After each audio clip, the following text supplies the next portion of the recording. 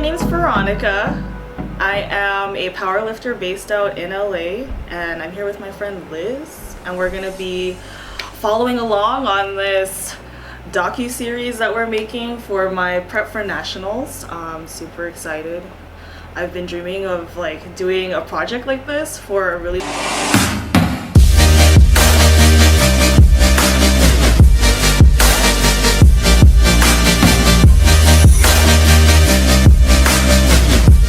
I started lifting like 6 years ago.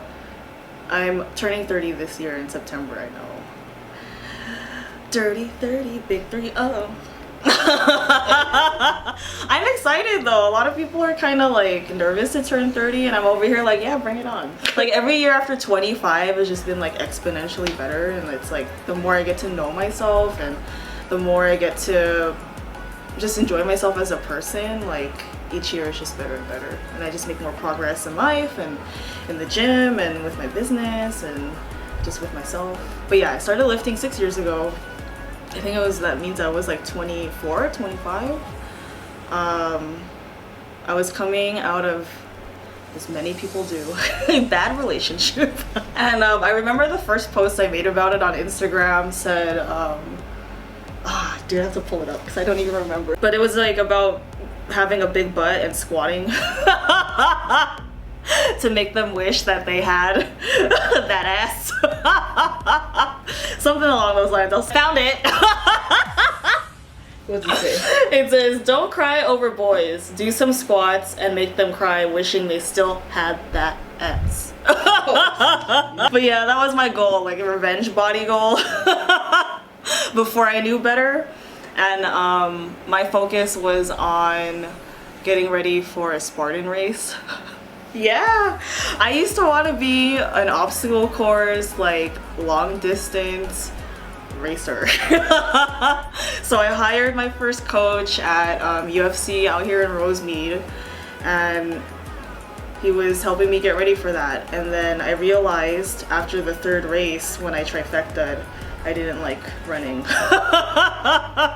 And I was like, what else can I do? Because I was, the last race I did was like 15 miles long. And the first like 6-7 miles were okay. And then the last half of the race, I was just like, bro, why am I even here? Why am I even doing this? This is not okay. But what I did like about the Spartan races was it exposed me to the strength implements. Because some of the obstacles you have to carry like heavy buckets or like a big sandbag up a giant ass hill. There was one where you had to like pull a sandbag up this rig. Before the Spartan racing, I was actually hospitalized at 24 for a kidney infection. I know that's super young. And it was mostly because I wasn't taking care of myself. Like I was partying too much, I was drinking too much. I was in a bad relationship, so I didn't love myself. So that relationship was a reflection of, I guess, the person I was at that time. And I don't know if this is like a Filipino like superstition thing, but we believe like bad things happen in threes. And the first thing obviously was me getting hospitalized for the kidney infection. That was the same year that my grandfather passed away of like unforeseen circumstances. And then I don't know if I want to like talk about the third one. But the third thing was I was pregnant and I was supposed to have a baby. I didn't have the baby. So I just didn't, that for me was like rock bottom. Like all those things happening at the same time. So I just kind of was sitting in the hospital bed and I was like, well, what more has to happen for me to get my life together and to change? Just being in that hospital, like I think I was in there like 3 to 5 days by myself. I had a lot of time to think, and I was just like, what do I need to do so that I don't end up here or worse? Because at the time I was unemployed. I didn't have health insurance, and I'm in medical billing. I'm in the medical field, so I'm sitting there calculating the entire bill in my head, and I'm like, oh man, I'm gonna be in like 30 G's of debt walking out of this hospital. And like, luckily for me, one of their financial aid programs took care of my entire hospital bill. So that was kind of like my sign that this was like my wake-up call, and I kind of knew what I had to do to get myself out of that situation, and I just needed to work on myself from the inside out so that it reflected in my physical life. So if I wasn't right in here, I wasn't gonna be right out here. So I had to work on like the mental, the emotional, the spiritual aspect, and get my health back. It took me 3 months to recover from being hospitalized to feel like a normal person again. And then I'm a very like goal-oriented person, so I had to figure something out that was gonna keep me going, and that's why I decided to focus on my health. And then the next step after that was finding something to compete in.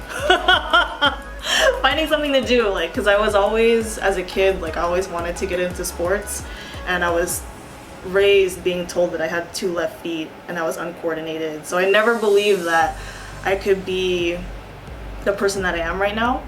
So I was just like, well, this is a dream that I've had since I was a kid, so let's just figure out how to compete in sports. I've always been the nerdy kid. Like in high school, I was like the artsy, like musician, like I was in orchestra. I was in poetry club, like I was hanging out with the anime kids, like that was me, bro.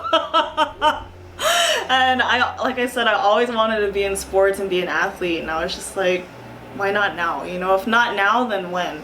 And it's like I didn't want to wait to have my whole life pass me by to figure that out, and that's what got me into Spartan racing, because I learned that in the Spartan races, if you do all 3 races, you trifecta and you get this really cool medal. And I was like, yeah, I want the medal. All I wanted to do was hear the cling clang. I thought it was so cool, you know, because I got a trophy once in middle school, but it was a participation trophy. It doesn't actually count. So I wanted something that I had earned, which felt really good, but I didn't like all the running. 15 miles is too long.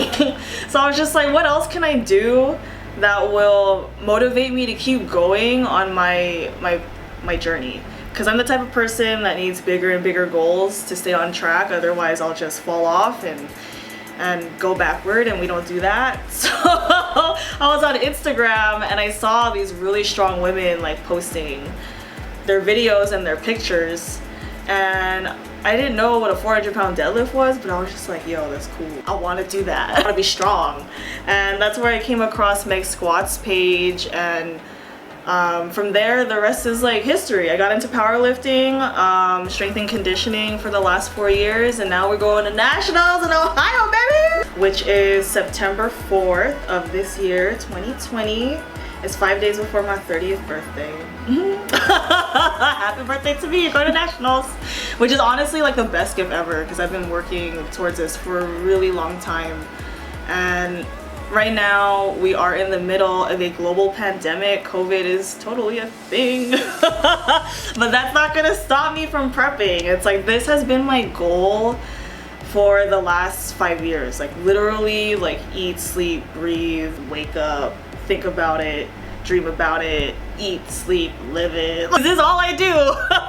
Like every decision in my life has been like catered towards making me the best athlete to be able to accomplish this goal of mine. And I haven't come this far only to come this far. It's like I'm not gonna stop.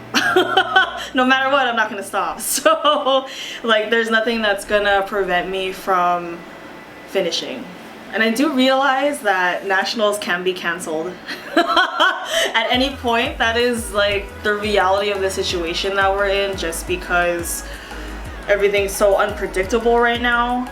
But like I said, that's not gonna stop me from finishing. I've wanted this for so long. It's just like I don't see any other way to do it but to just dive in and be about it. Like I'm all in at this point and I'm not gonna quit. I'm currently 5 weeks out.